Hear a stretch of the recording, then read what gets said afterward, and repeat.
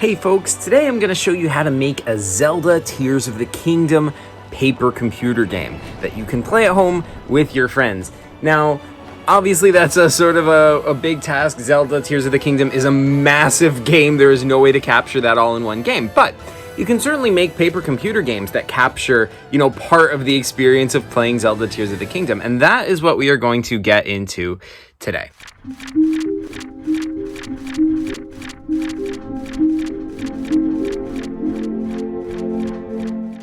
Right off the bat, I have a limitation in that I only have 2 pieces of paper here in my room for me to work with. But rather than getting more paper, I'm going to work with this and see if I can make a good Zelda Tears of the Kingdom game just with this, because this should give you a good example of, how to use what you've got and create a fun, simple Zelda Tears of the Kingdom game. The first step is to think of the idea, and that is sometimes the hardest part.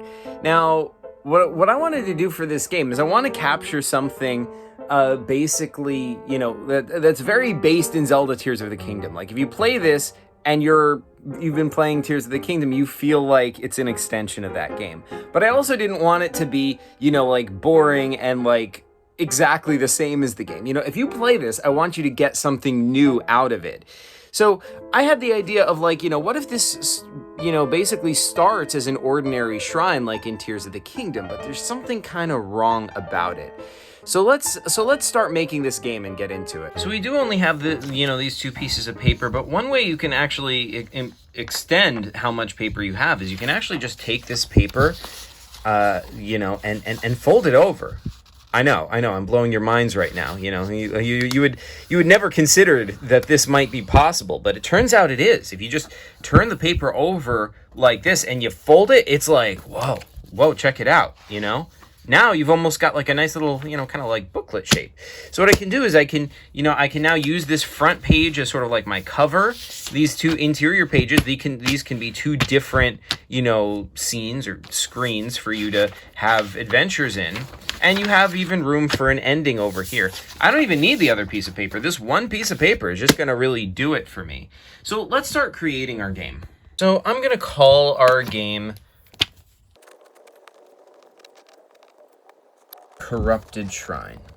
So I'm just going to start so this is basically our cover screen. I'm going to basically start just by, creating something that sort of, looks cool on the cover, but also is indicative of what's inside. In this case, we're just going to show the shrine because it's going to be, this is a corrupted shrine. So just showing the outside of it is sort of mysterious. It sort of beckons you to come inside and explore. So let's try to create, let's start by just drawing a shrine that looks kind of like one of the shrines from Tears of the Kingdom. They have these sort of things on the outside. And then it's sort of these giant sort of rock protrusions. So these 2 are going to come down further than this. And then we're going to have our shrine have, sort of a base. And it's got this sort of wavy door to enter, just like any of the shrines in Zelda Tears of the Kingdom. I'm just going to put some, sort of effects on the outside of it. Make it look sort of, magical. I'll just give this sort of a background. We're going to put this on a landscape. You don't have to go into too much detail into that.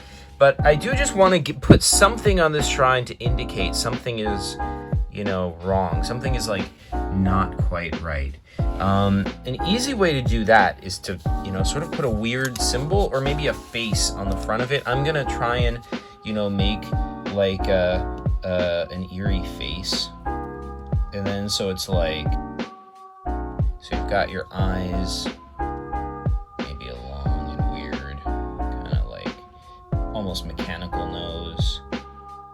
So I've sort of made the shrine into a person. Maybe if I gave it horns also. So it still is your sort of typical shrine, but something is weird about it. So you can even use this sort of cover screen as of the first playable screen. You can be okay, you come across this shrine, what do you do? And then it's you see a weird face on it, what do you do? Do you go inside? And that's how you start playing the game. And that sort of leads into the first real, part of the adventure. It does kind of look a little too much like a person and not like a shrine. So to remind us that it's a shrine, you know, these shrines have these sort of like swirling energy things coming out from above them. I'm gonna kind of make that energy swirl a bit. It's kind of interfering with my title a bit, but I think that should give the idea. I'm gonna give some like sort of sparkly magic to make it look more more like the shrine stuff. It'd be helpful if I had color, because I could just like make this green. That would really make it look a lot more like a shrine, but I think that gets the idea across. I'm just going to reinforce this Z so it stands out against this stuff. Maybe the E a little bit as well, just so it doesn't look as weird next to the Z now.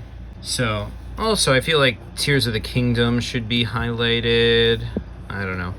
You know, this just starts a chain reaction. Once you start highlighting text, you kind of have to highlight everything else. It's a freaking trap, you guys. Put the first screen on this interior page over here, but I can see that the my pen is sort of like bleeding through the paper.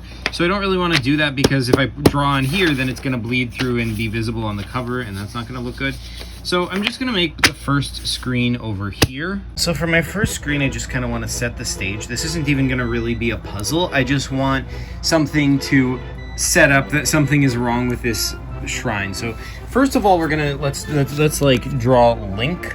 I'm just gonna draw a super basic Link so he's easy to draw. Link in Tears of the Kingdom has like this, you know, sort of long hair, and in, like, you know, in some of the shrines, it takes all your equipment and your weapon. I'm drawing him too broad-shouldered. Link, okay, I think that's okay actually.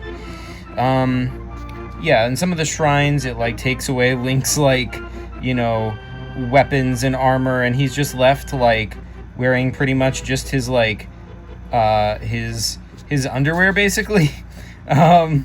So, you know, I imagine this corrupted shrine would probably do the same thing. He has no weapons, no armor, no nothing. He's just wearing like shorts, and that's it. This is like the worst Link I've ever drawn. Yeah, I don't usually draw Link this bad, but I'm not used to drawing Tears of the Kingdom Link. I'm used to the hat. I'm used to, you know, like regular Link. Whatever. This doesn't matter. Point is, you know, PCGs, like, I even have a whole video about this. PCGs, the art just really doesn't matter. Like, it's more about imagination. It's more about fun anyway. So, you know, the player isn't going to really care. I mean, like, they'll like good art, of course, but even if you do terrible art, it really doesn't matter as long as you have a good imagination. Like, you're having fun, like, telling them what they're seeing, and they're like exploring what they're seeing by asking questions about it, like, what's that over there, you know? So yeah, I have a whole video about that subject, but for now, basically, it doesn't have to be the greatest thing in the world. So I'm gonna make a ramp, because like a lot of these shrines have sort of like a ramp going down. Dang, I don't know how to make a ramp going down. Guess like that. Just drawing some like perspective over here. Okay. And now I want something weird. Something that's like, all right, you don't have to actually do anything. This entrance, all you have to do on the screen is like go into it, this like dark passageway, but I want to put something weird like right off the bat. Like, I don't know, like maybe like something is hanging from the ceiling, and it is like a face with like just eyes. It's like looking at you. It has no mouth or anything. It's just a face just protruding from the ceiling, and it won't talk. It won't do anything. It just looks at you. And if you try to attack it with weapons or well, you can't really, at least not in the beginning of the game, because like you don't have anything. All your weapons have been taken away. So, yeah.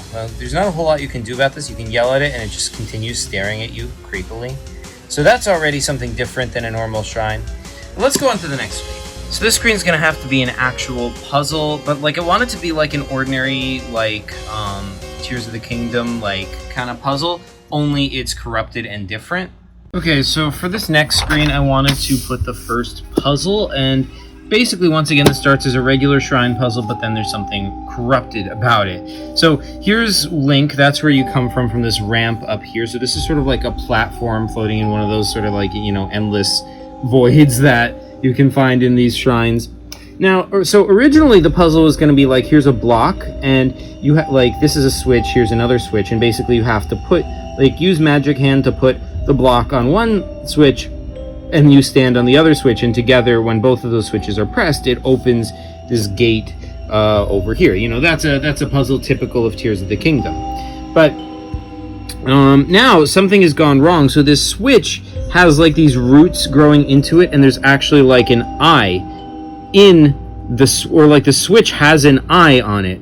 So that's bad. So what you're going to discover, like, you can still use all the powers that Link has in Tears of the Kingdom. So you can like use magic hand to like lift objects with your mind, basically. So basically, like, you can still lift this block and put it on this switch, or you can try to put it on this switch. But what happens is anything that goes that this eye can see, like, will get turned to dust and sucked inside the eye. So that could be the block. So if you try to put the block on here, it'll get disintegrated. Or if Link tries to stand on here, he'll get disintegrated too. So that's obviously a game over. Save game. So yeah, the only real solution is you have to press this button down without the eye seeing you. So you can just sort of like crawl or like shimmy on your belly to get close to the button, and then just like grab it with your hands and like push it down. So that's the kind of puzzle I want to be in this game. Now, ordinarily, I'd probably make a few more screens with similar puzzles to this, like basically where they're ordinary shrine puzzles. I would continue the theme of this, so it's still like putting blocks on top of switches, but, you know, with more and more corruption as you go along. For the purpose of this video, because this video is getting long as it is, I'm going to skip that, and like we're going to go to the final screen. Because I want to, like, let's talk about the final screen and, like, the boss of this shrine. Man, I'm gonna have to use my second piece of paper after all.